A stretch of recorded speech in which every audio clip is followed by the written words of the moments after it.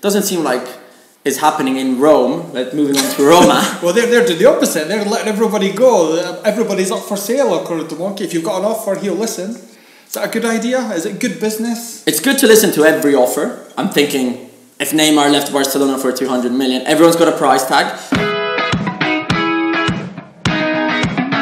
Hello everybody and welcome to another episode of FIF TV. It's me, your host Dov, as always joined by Mr. Vieri Capretta. Ciao everybody. Right, so last week we did 6 questions that need to be answered or will be answered by the end of the season. So now we're going a bit more contemporary and going just 6 questions that we thought need answered from the last week or so. Exactly. Yeah, we have another 6 questions. We've got 6 answers for you, and let's get straight into it. Are Juventus better than they were last season? Well, this kind of comes off the back of a few questions that Benatia said the other day, that he thinks Juventus are better than they were last season. Allegri was asked after the Genoa game why Juve seemed to be struggling a little bit. And personally, I think they've not quite hit the heights that they did last season in terms of the performances. It is only January for now. Let's not forget where Juventus were at this time last year. They lost against Fiorentina at their Artemio Franchi, and then Allegri brought in his new formation, the 4-2-3-1, that then led to going 45 minutes away from winning the treble. So it's early days. I think Allegri mentioned that after the game against Genoa. There is time to see a better Juve, a more exciting one. Let's not forget they're only 1 point away from Napoli. Yeah, and as well, Allegri always manages his teams so that they peak from March to May. We're still in January, so he's got a month or so left before we'll see Juventus. And he's definitely got more options compared to last year. Bernardeschi, Douglas Costa, Matuidi in the middle, that enables him to play 4-3-3 as well. Even Bentancur has been used quite a lot. Benatia is almost like a new player, and that's against losing just Bonucci and Dani Alves. Yeah. So are they any better than they were last season? They might not get the same results because obviously, but on paper they look like. But on paper they've got a better squad. And moving on to who doesn't have the same kind of squad, GATTUSO right now at AC Milan. Is his AC Milan actually any better than Montella's? What are the differences? Well, the obvious one is the grinta, the will to fight, and the will to win almost. But one thing that I've noticed watching Milan a lot this season is GATTUSO seems like he has a clear idea of the system, of the tactics he wants to play. Whereas with Montella, I still can't tell you what formation he was trying to play or what he was trying to do, what his ideas were. GATTUSO seems to have clear ideas. He sticks to the 4-3-3, he's picked his starting 11. To be honest, I don't see any differences between GATTUSO and Montella's Milan, having watched quite a few games. Apart from results. But results, of course, that's the main one, and that's almost everything in football, and they've started to come through. Of course, could have easily been a draw in Cagliari, but it was a victory, and that's what actually makes a difference at the end of the day. So, as Mourinho used to say, is it better to have a lucky coach or a good coach? I'd always pick the first one. As long as people win, I don't think people care. Right, so let's move on to Napoli, because they've kind of, I want to say, been embroiled in a bit of controversy. Not really. After the Vieri situation, some questions have been asked about Sarri's rotation policy, or non-rotation. Yeah, lack of rotation. Non-rotation policy. Do you think this is something that can hold Napoli back in the long term?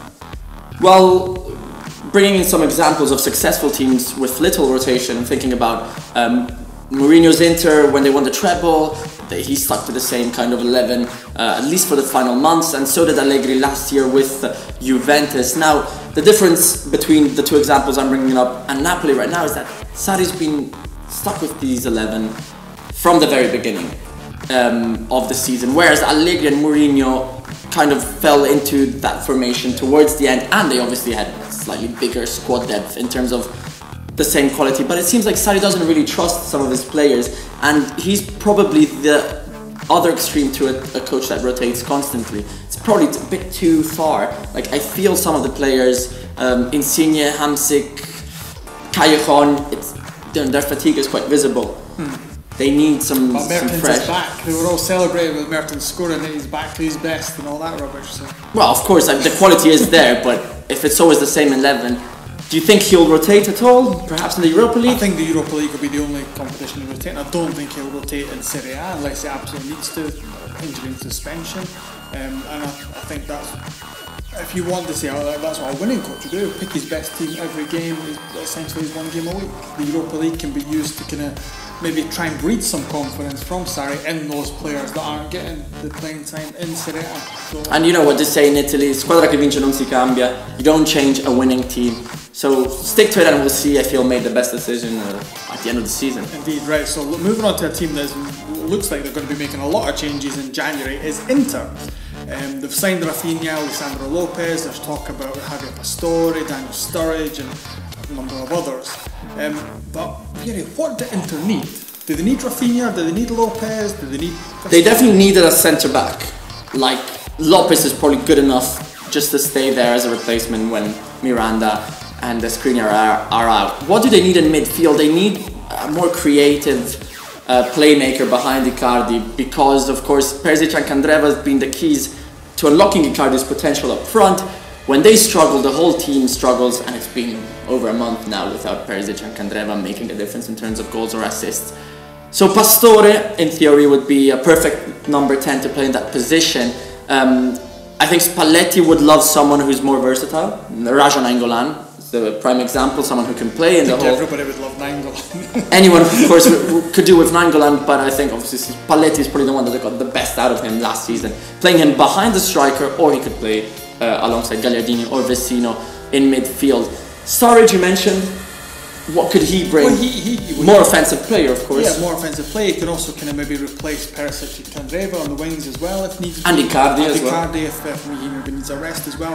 I think one thing they do need is they need to play football, because against Roma particularly, like there were lots of times where there was lots of space in front. There was kind of obvious ways for them to attack, and they just wouldn't do it. Whether that is partly a mentality problem according to. They're a bit tired as well, probably. Possibly, but I think they've got one game a week really, so they shouldn't be that tired. I'm not one of these. I don't think footballers should get tired of one game a week, but I think there's maybe something mentally, a block there after a series of bad results that Spalletti needs to unlock, and signing a kind of big name, creative player like Pastore could maybe help. Yeah, give them more options up front, and definitely bringing someone in, which doesn't seem like is happening in Rome. Like moving on to Roma. Well, they're to the opposite. They're letting everybody go. Everybody's up for sale according to Monkey. If you've got an offer, he'll listen.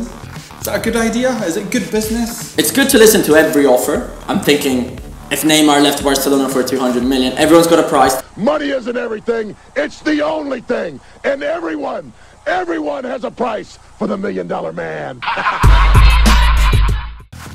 But are 30-40 million euros enough for Edin Dzeko? I don't think so.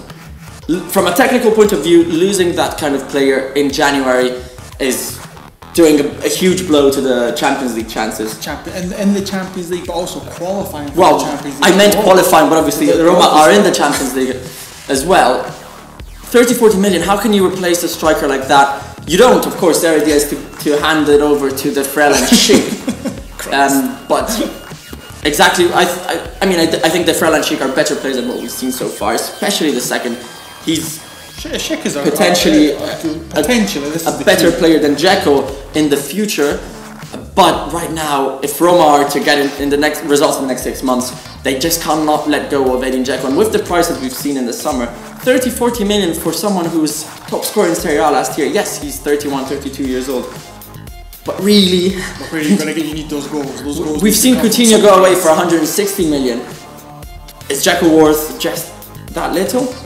I don't think so. So I don't think it is good business in this sense. Of course, if you're talking 100 million for Dzeko, I think also it says something about what Roma are doing. The fact that they've openly said that everybody's got their price. Because normally you say, no, we want to keep him, and they've just came out and said, if you have an offer, we will listen. And I think that doesn't, for me, kind of send out a good message to the club, to the fans, the players. Basically, they're like, well, if somebody comes in, you can go. And I don't think that's good. I think you want to keep your best players, or try to at least. And I think Roma maybe. Yeah, because you're kind of giving a message to the players as well. Yeah, they can We're come here. Dismantling everything. Yeah, basically. So I don't think it's good business at all. Right, so finally, on to the other side of Rome, where things are much rosier.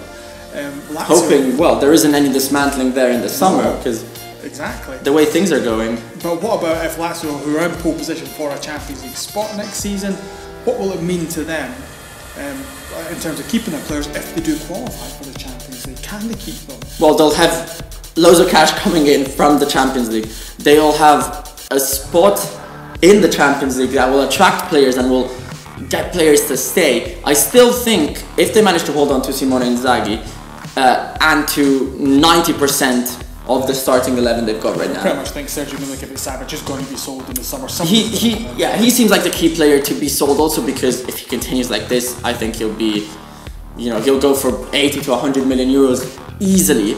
Because there's not that many complete midfielders in Europe, but he might want to stay as well, of course, if they can offer him Champions League football. But I think if they manage to hold on to Immobile, Felipe Anderson, De Vrij, at least 3 or 4 of the key players, then obviously, they can really have a go at trying to take it to the next level. They'll cash in perhaps from one player sold. I'm thinking Milinkovic-Savic.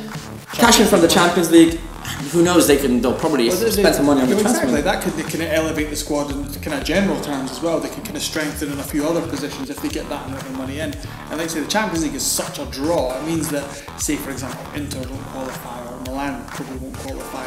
That the Lazio players who maybe would move to one of the Milan clubs might think twice. Like the Vrij's probably the one I'm thinking of, making, well actually I could stay at Lazio. They stuck by me when I was injured for a long time, playing the Champions League, of course, and new contract, and it makes kind of things a lot more enticing for players to come to a team in the Champions League. The key is those 2 words, Champions League. If they get Champions League football, they could try and hold on to most of the players and have another exciting season. Exactly. Sure. And if they keep going the way they're going, it doesn't look like there's going to be anybody standing in their way for Champions League football, because they've kind of elevated themselves above Roma and above Inter to behind Lazio and behind Napoli and Juve as the third best team in the league. So there we go.